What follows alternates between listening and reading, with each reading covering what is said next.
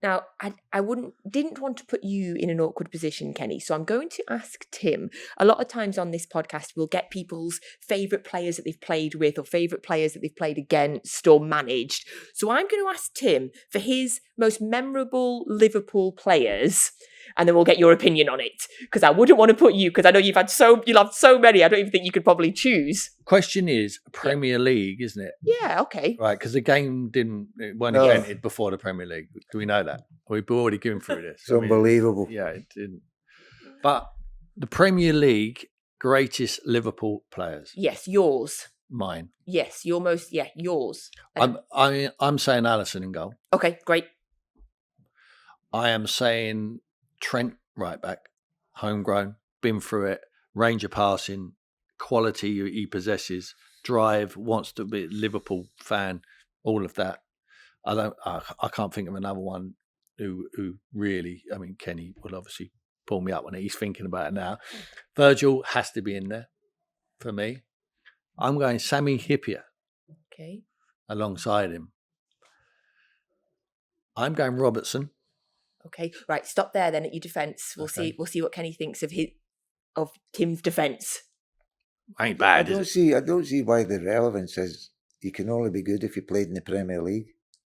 What happened before that? I mean, the teams we played in. Well, there's a few stats that they might remember. No, I agree with you. But going through a full season and losing only 16 goals out of 42 games. Yeah, it's no bad start, is it? So then scoring 86 goals in 42 games. Right, I've changed it. Phil Neal, Alan Hansen.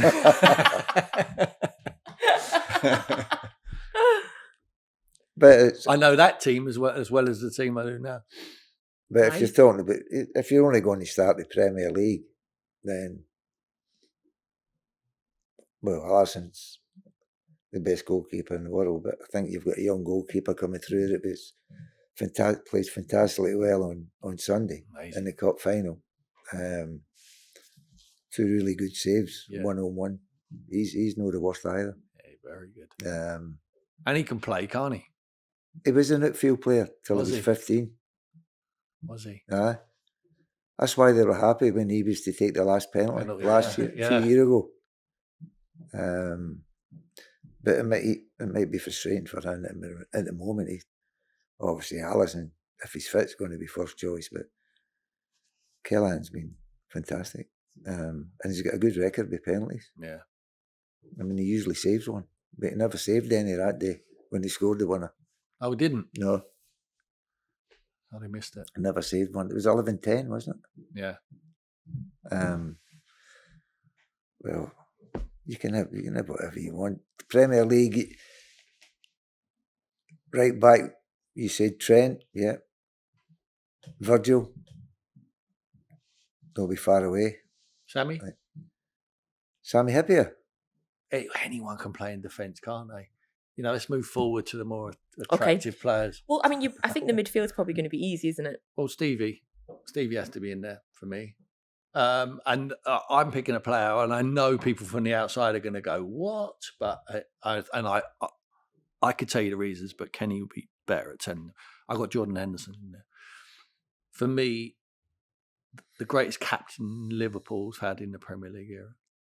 Better captain than Gerrard. Do you know why? Because they won the Premier League. Stevie was brilliant, obviously fantastic, and they won the Champions League. They won the Champions League with Stevie, but I think Jordan gives you, from a captain's perspective, he gives you more than just what you see on the pitch, and Stevie might have done as well. But Jordan looks like he knows what's right and wrong, and he'll be a manager's dream because he'll stick him in line and push him in the right direction of how to play for Liverpool, and this is what the demands are from the manager. And Kenny signed him. And you must have seen traits like that more than his. No, I went to watch a game, and I think the game was finished up 0-0. It was boring anyway, and he was the only one that made a pass. I said to Stevie, I think we'll have a go for him. So he's a good boy as well. And the way that he got the other captains in and around and got donations raised and raises the fund for everybody.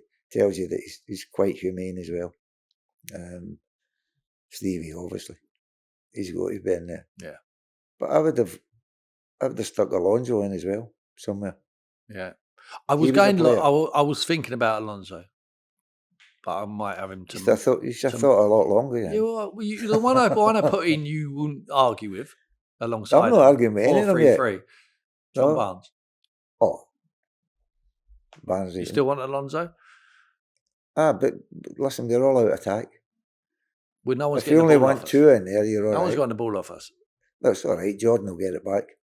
Yeah, we need one to get it back. How good is John Barnes?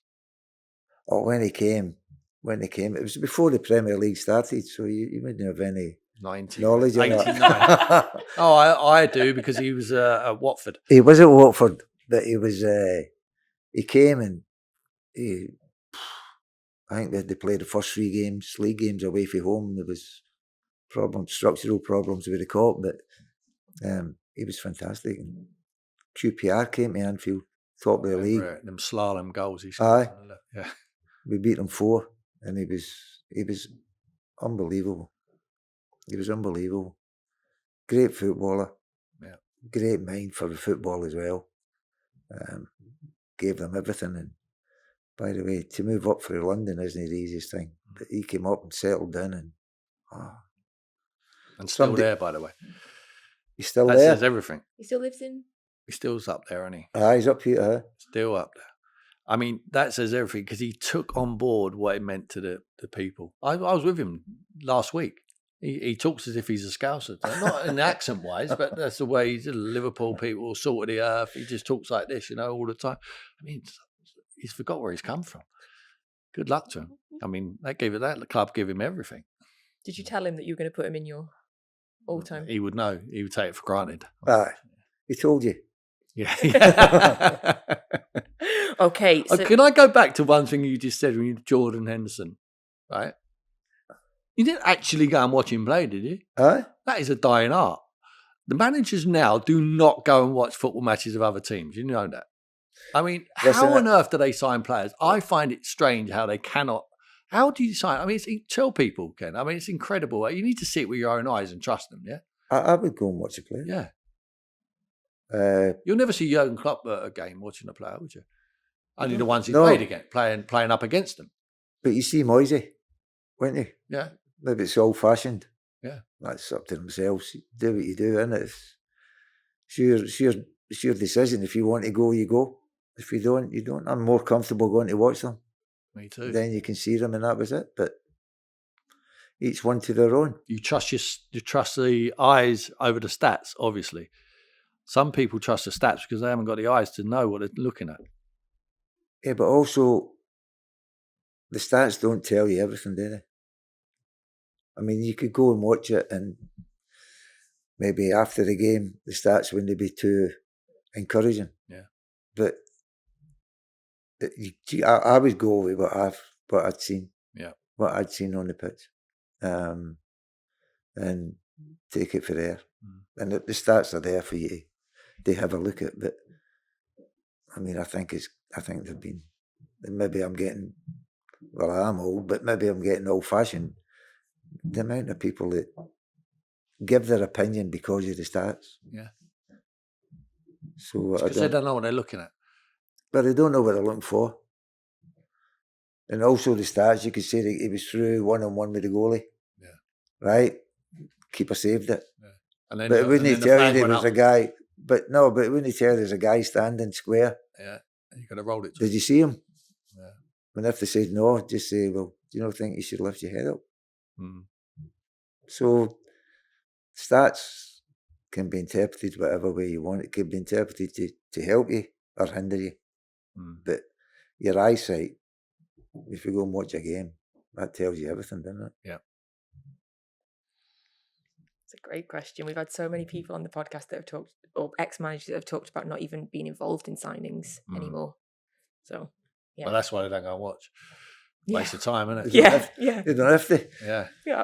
Okay, so let's get to your attack. And again, sorry. Salah's in there, right? Mo Salah, Yeah.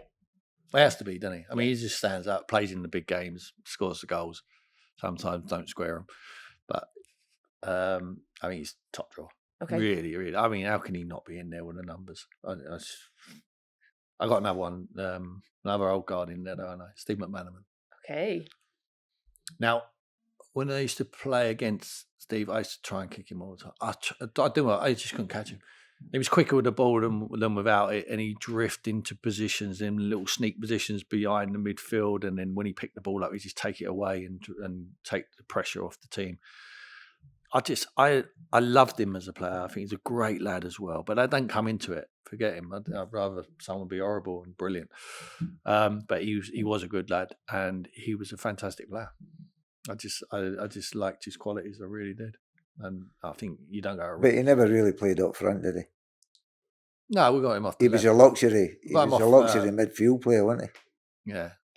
I got him off the. Where have I got him? In the half space. Wherever you want him.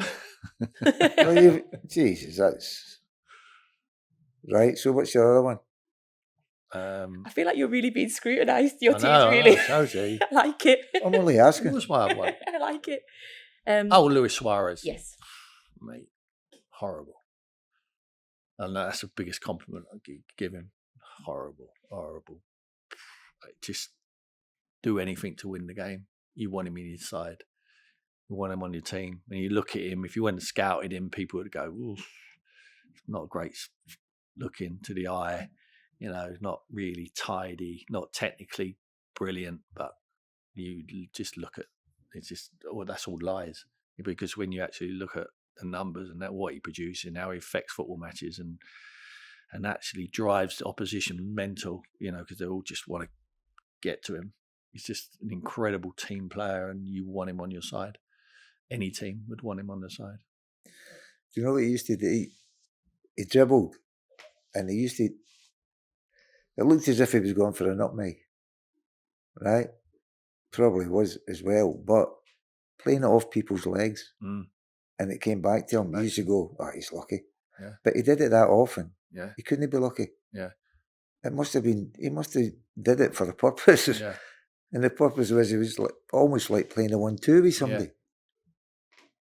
So, I always think that about them South American boys. Almost like they just, they're in kids kicking shit out of each other in an alleyway, playing with a tennis ball if they can find it, if not a rock, like Messi, low centre of gravity, move. And I just think that Suarez is exactly like that. I mean, you're absolutely right. Nothing tidy about him. Just scruffy, wasn't he? He wasn't scruffy. He was. By the way, he was a good goal scorer. Oh, no, numbers suggest that. He was a nuisance to play against. It's horrible. But being kind. But how do you pick three people to play up front out of what Liverpool have had? Rush, Fowler. Well, you was in there, but we couldn't have you because I never played in the Premier League. I know, we couldn't have you. Couldn't have Rushy either. Did he not play in the Premier League? Newcastle, possibly. He scored the winner at Goodison in the Cup, third round. Beardsley. There's so many who missed out. Fowler. Mate, how on earth do I miss him out? Michael. Oh, yeah. When you say natural, do you think he's born like that then? Oh, people freeze when they get in front of goal. He's just relaxed. The goalie was freezing. Yeah. But Robbie, he'd never freeze anywhere, would he? Oh. Relaxed everywhere. Aye. Yeah. But goal scoring, natural ability, just he was a rushy. They've been lucky. I mean, you don't have the success as a football club without having great players, do you? Yeah.